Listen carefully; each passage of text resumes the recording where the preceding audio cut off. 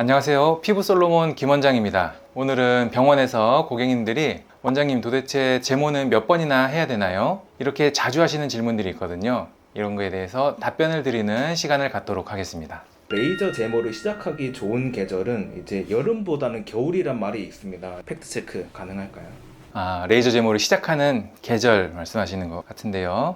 결론부터 말씀드리면 겨울에 시작하는 게 좀 더 효율적이긴 합니다. 왜냐하면 여름은 아무래도 자외선이 강하고 야외 활동할 때 땀도 많이 나고 그런 피부에 자극하는 외부 요인들이 많기 때문에 제모까지 그때 같이 시작을 해버리면은 피부에 트러블 날 가능성도 워낙 높아지고, 그렇기 때문에 겨울에 시작을 해서 한 여름쯤에 효과를 극대화시키는 그런 스케줄로 가는 게 제일 좋긴 합니다. 단 개인적인 의견으로는 그렇게 계절을 따지는 것보단 하루라도 빨리 시작하는 게 가장 최고라고 생각합니다. 왁싱으로 털을 제거를 할 수도 있고 레이저 제모를 할 수도 있는 건데 이 두 개가 이제 어떤 점이 다른지 한번 설명 부탁드립니다. 두 가지의 가장 큰 차이점은 유지 기간이겠죠. 아무래도 왁싱은 제거를 하게 되면은 한 수주간은 굉장히 깔끔할 수 있지만 다시 새로운 털이 자라게 되고, 약간 짧게 털이 자라난 그 상태가 가장 불편하시다고들 하더라고요. 그런 부분이 단점이 될 것 같고, 제모는 반영구적으로 털이 없어지는 거긴 한데 단점은 아무래도 좀 오래 걸립니다. 보통 한 3, 4주 정도 간격으로 한 10회 정도는 최소한으로 받으셔야 되는데, 그렇게 되면 한 10개월 정도 걸리기 때문에 그 기간 동안 좀 불편할 수 있다라는 게 좀 단점이라고 생각하시면 될 것 같습니다. 왁싱 하는 거 보면 이제 네. 왁스로 이렇게 털을 이렇게 뜯잖아요. 네. 그게 뭐 의학적으로 뭐 위험해 보이거나 그러진 않으신가요? 당연히 위험하죠. 피부는 자극이 가면 갈수록 리스크가 올라간다고 보시면 됩니다. 그래서 최대한 손을 안 대고 자극을 안 주는 게 피부 건강에 가장 좋은 거거든요. 근데 당연히 왁싱을 할 때 굉장히 강한 접착력으로 털을 뽑아낸다? 그러면 피부에 데미지가 갈 수밖에 없고, 그렇게 되면은 트러블이 올라올 수 있고, 트러블이 회복되는 과정에서 모낭을 덮어버리게 되면은 그때 인그로잉 헤어가 발생할 수도 있고요. 그리고 모낭염이 발생할 리스크도 굉장히 높아지고, 그런 단점이 좀 있을 수 있죠. 아무래도 레이저 제모는 왁싱에 비해서는 훨씬 안정적이고 큰 부작용 없이 제모할 수 있다라는 장점이 있다고 보시면 되겠습니다. 제모 기계가 여러 가지가 있잖아요. 뭐 이 제모 기계들의 좀 성능이라든가 특징을 좀 비교를 해보자면 뭐 해주실 말씀이 있으실까요? 일단 제모 장비는 유명한 게 젠틀맥스 프로 플러스, 그리고 아포지 엘리트 플러스, 아포지 엘리트도 아직까지도 현역이고, 클라리트도 제모를 쓰고 있고, 그 외에도 사실은 다양하게 있습니다. 전 세계적으로 보면은 10종 이상이 제모 장비로 쓰이고 있는데 각각의 장단점이 다 있긴 있어요. 뭔가 하나가 무조건 우월하다 라고 말씀드리긴 좀 어려울 것 같아요. 최근 한 수년간 젠틀맥스 프로 플러스가 아무래도 가장 제모 장비의 끝판왕, 이렇게 좀 이미지가 형성이 돼 있고, 실제로도 성능이나 만족도 면에서도 그런 부분이 있긴 있죠.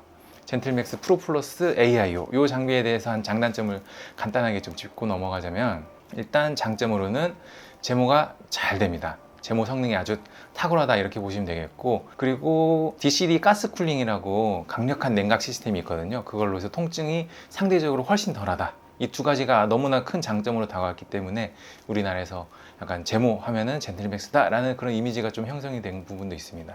딱 하나 단점이 좀 있는데 아무래도 좀 비쌉니다. 장비가 워낙 고가기도 하고 소모품 비용도 굉장히 많이 들기 때문에 가격 하나가 좀 단점이라고 보시면 될 것 같습니다. 혹시 레이저 제모는 효과가 좀 많이 있으려면 몇 회 정도 받아야 하나요? 그게 병원에서 가장 많이 듣는 질문 중에 하나입니다. 도대체 원장님, 제모는 몇 번이나 해야 되나요? 정답은 사람마다 다르다입니다.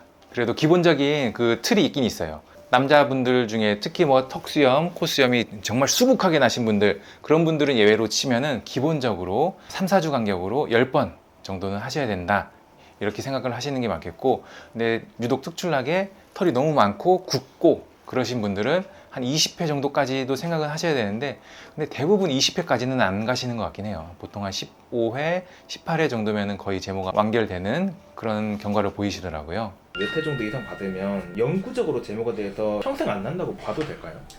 그런 건 아닙니다. 그 제모는 일시적인 왁싱과 영구적인 제모, 이게 딱 뭔가 중간쯤에 있는 거예요. 그래서 반영구다 라고 표현을 하긴 하는데, 아까 제가 말씀드렸지만 10번에서 20번 정도 받으셔가지고 제모가 완료됐다 라고 하면은 한 수년간은 진짜 털이 안 나긴 안 나요. 근데 어느 순간부터 솜털이 조금씩 올라오기 시작을 하는데, 그러다가 또 한 수년 정도 더 지나면은 다시 원래 상태로 돌아가기도 합니다. 다만 그때는 솜털이 나기 시작할 때 다시 제모 한두 번만 더 해주면 다시 깔끔한 상태로 돌아갈 수 있고, 그렇게 생각하시면 될 것 같습니다. 최근에는 제모 하시는 고객분들이 자기가 어느 정도 에너지로 받았는지 궁금해하시는 분들도 계시더라고요. 몇 줄 정도가 적당한지 한번 가이드를 한번 해주실 수 있으실까요? 단전적으로 말하면은 그 젠틀맥스 프로 플러스 기준으로 10줄을 넘어가는 에너지를 쓰는 거는 아무 의미 없다고 생각을 합니다. 오히려 단점만 높아진다고 생각을 해요.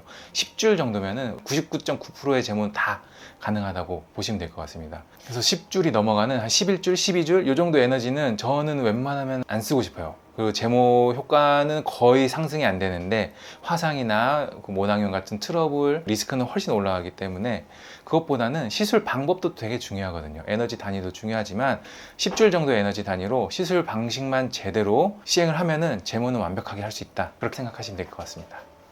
이제 레이저 제모 전후로 주의해야 될 사항들이 있을 것 같아요. 다양한 게 있을 것 같은데 한번 말씀해 주실 수 있으실까요? 제모 전후로 신경 써야 되는 부분들에 대해서 한번 간단하게 말씀드려 보자면 제모 전후로는 당연히 면도겠죠. 면도는 보통 전날 저녁에 하시는 게 가장 이상적이긴 해요. 전날 저녁에 해서 혹시라도 모를 상처 같은 게 나면은 하룻밤 사이에 조금 회복이 되면서 제모 받기 훨씬 더 좋은 컨디션으로 회복될 수 있고, 그리고 어느 정도 털이 살짝은 있어야 레이저 에너지가 피부에 조사될 때 집중되게 되는 그런 가이드 역할도 좀 해줄 수 있기 때문에 전날 밤에 면도를 한다라고 하시면 가장 이상적이겠고, 제모 후에는 피부가 민감해져 있는 상태이기 때문에 최대한 자극을 줄여야 됩니다. 그래서 뭐 사우나, 운동, 찜질방 이런 건 당연히 한 일주일 정도는 피하시는 게 좋겠고, 그거 외에도 피부를 좀 진정시켜 주기 위해서 보습 그리고 자외선 차단, 이거는 정말 중요하다고 생각하시면 되겠습니다.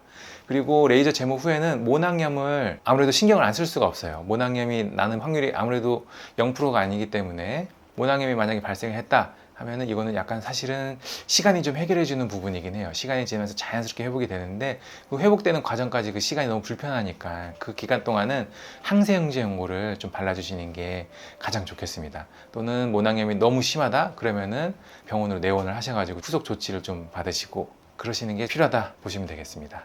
제 채널의 첫 영상을 제모 주제로 잡은 이유는 제모가 정말 만족도가 높은 시술 중에 하나이기 때문이에요. 제모를 통해서 깔끔한 인상을 얻을 수 있고 위생도 한층 더 올릴 수 있고, 특히 남자분들 같은 경우는 제모를 하고 안 하고가 인상에 정말 큰 차이가 납니다. 오늘 영상에 나온 내용 외에도 혹시나 질문, 궁금한 부분 있으시면 언제나 댓글로 좀 달아주시면 성심성의껏 답변해 드리도록 하겠습니다. 이상 피부솔로몬 김원장이었습니다. 감사합니다.